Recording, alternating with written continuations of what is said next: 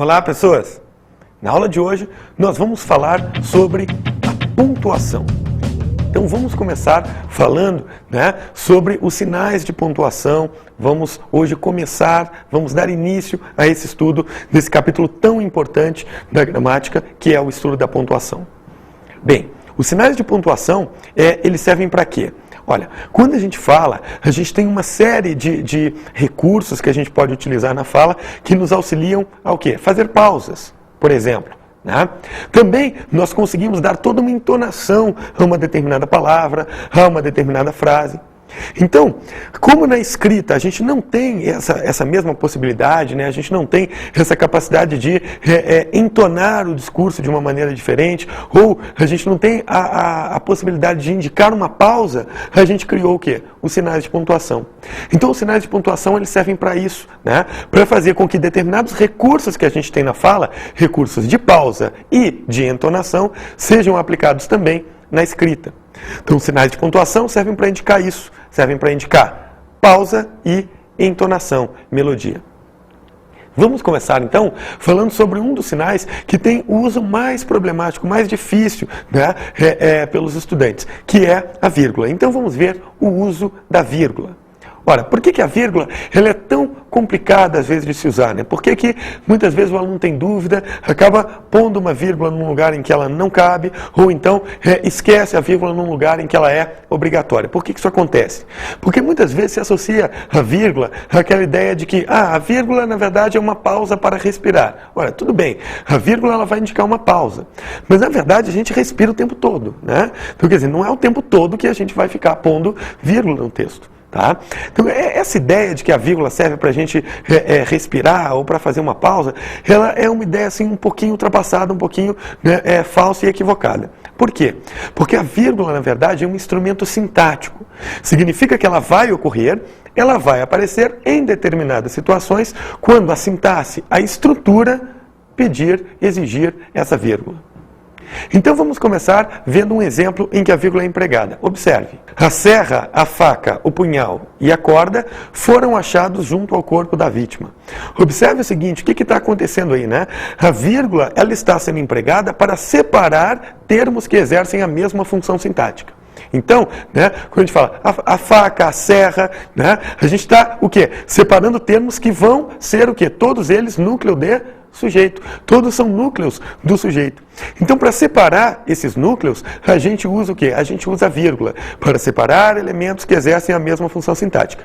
Observe que o último elemento aí, o último núcleo do sujeito que aparece, ele vem introduzido pela conjunção aditiva e. E nesse caso, a gente dispensa a vírgula. Então, quer dizer, a vírgula separa elementos que exercem a mesma função sintática, Mas se a gente usar uma conjunção aí aditiva, ou até uma conjunção alternativa como ou, a gente não vai precisar usar essa vírgula antes da conjunção. Vamos ver, então, um outro exemplo de uso da vírgula. O Rio, uma verdadeira cidade maravilhosa, tornou-se muito violento.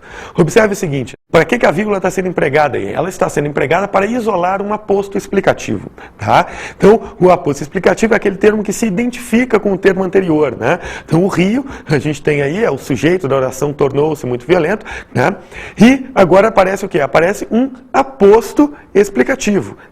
Esse aposto explicativo, uma verdadeira cidade maravilhosa, deve vir isolado pela vírgula. Atenção, não é qualquer aposto que deve vir isolado pela vírgula, apenas o aposto explicativo, como a gente está vendo aí. Aliás, qualquer termo de natureza explicativa será isolado pela vírgula. Vamos ver o próximo exemplo. Ninguém disse isso, isto é, não com essas palavras.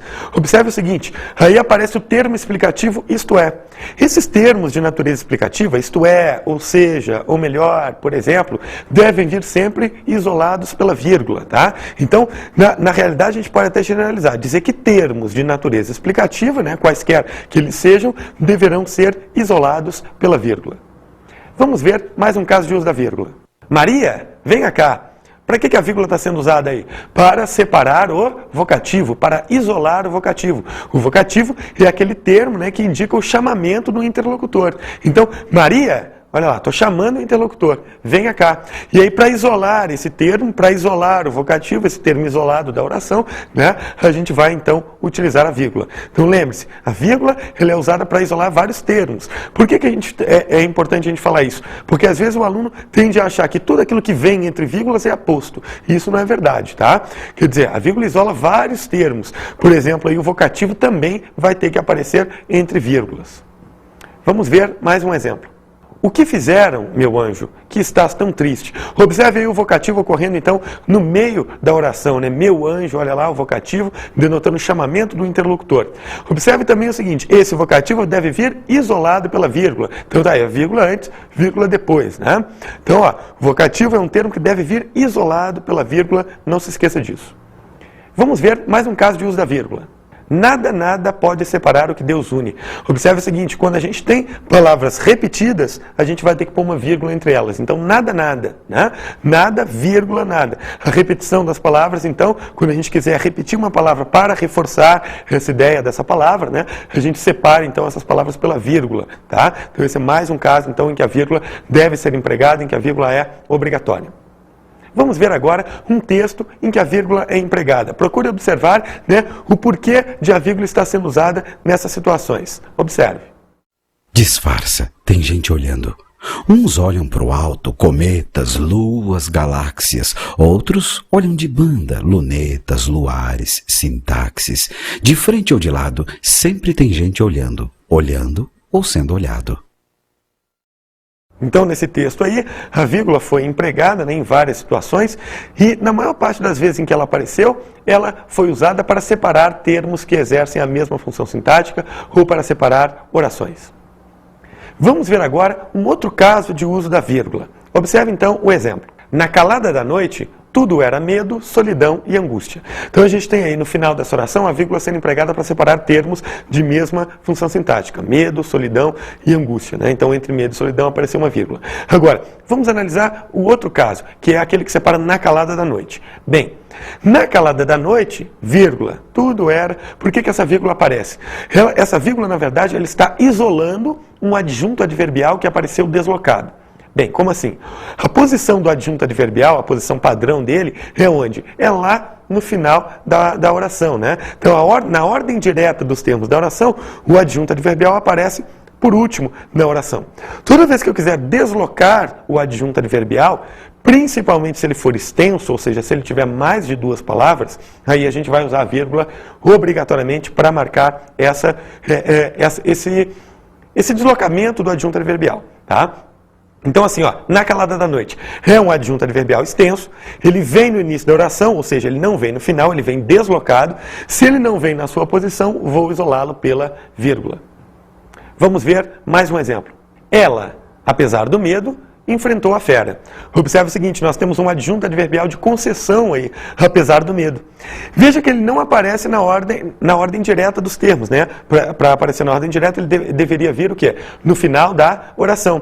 Ele aparece no meio, né, da oração, e exatamente por isso ele vem isolado pela vírgula. Ela, vírgula, apesar do medo, vírgula. Então, adjuntos adverbiais extensos, né, ou seja, com mais de duas palavras, deverão ser obrigatoriamente isolados pela vírgula quando vierem na ordem inversa, né, quando não vierem na ordem direta dos termos.